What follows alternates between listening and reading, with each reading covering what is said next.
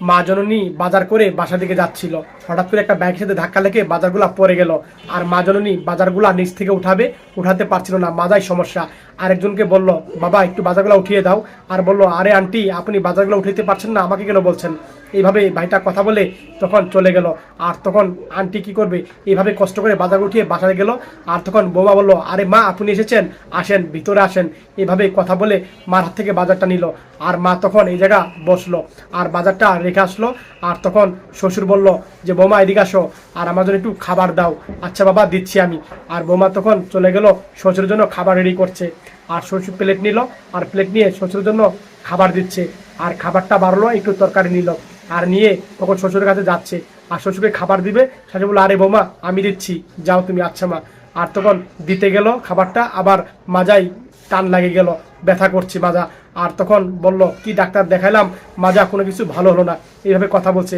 আর বউ দূর থেকে কথাগুলো শুনতে পারলো। শাশুড়ি বলছে, ডাক্তার দেখালাম, ডাক্তার অপারেশন করতে হবে বলছে, অপারেশন তো আমি করবো না। এইভাবে কথা বলছে।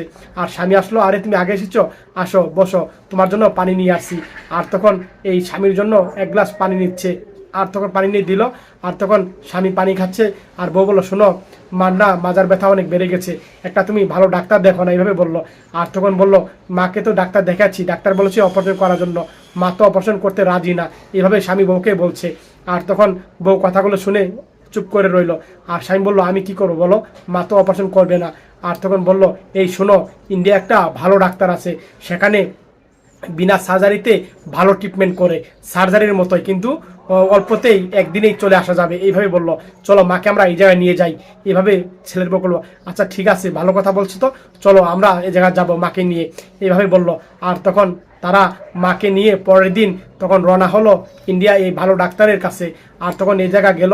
আর সিএনজি থেকে মা সহ আর তার ও সহ নামলো। আর তখন ভিতরে ঢুকলো। আর মাকে জায়গা বসালো। ডাক্তারের রিপোর্ট দিয়েছে, সেখানে সাইন দিল, নর্মাল সার্জারি করবে।